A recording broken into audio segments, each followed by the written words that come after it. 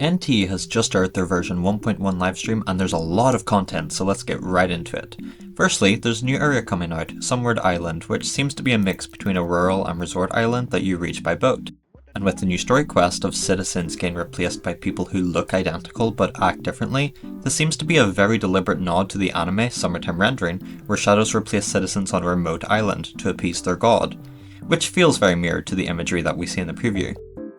Additionally, the medium between life and death seems implied by the river Styx imagery and an anomaly march perhaps led by the mysterious bunny girl that we saw stop time during the auction house quest. There are 2 new character banners coming out. Lacrimosa, the tomato devil, comes first, which will run for 3 weeks with a unique glider, car skin and costume. Chaos will then run for 2 weeks, and we're unsure if there's any unique rewards on this banner. And their respective arcs will also run during their banner durations.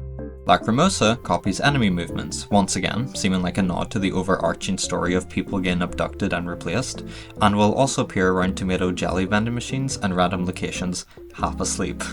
She comes out with a whopping 5 new costumes: the piano key sonatina, Yesterday's Melody, which turns her moveset blue, Gilded Rhapsody from the banner, which I believe they made a typo on, the Nightingale's Crescendo, and New Moon's Lullaby, her Bond reward costume.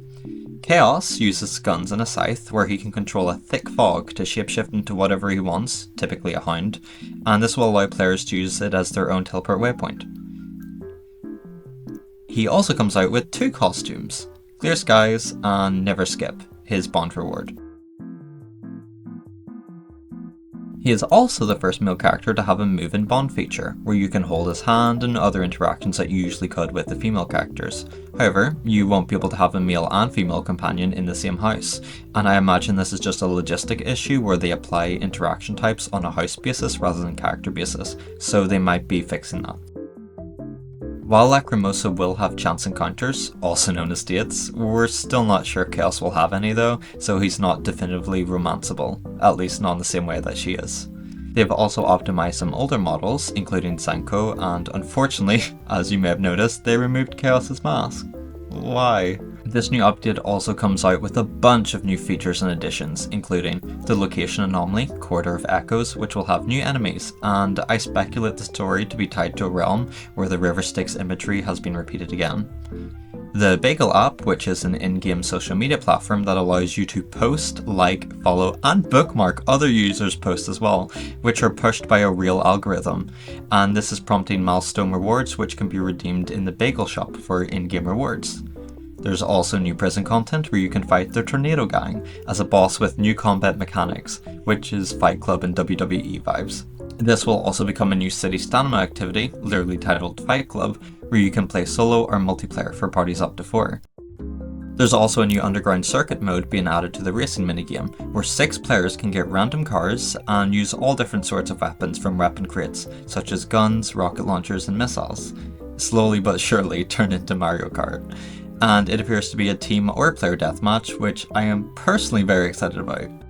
The faded Porsche Collab is also coming out with new main character outfits, and let me just say, why didn't they let the guy get the skin tight suit too? You will also have a chance to get these outfits and the Porsche 918 Spider from a limited time gacha, where you can buy pulls with either analyths or phones. And this also comes out with a new property, the Pegasus Residence, which has a car elevator in it. Also, hold on to your hats because there are like 10 new events coming out.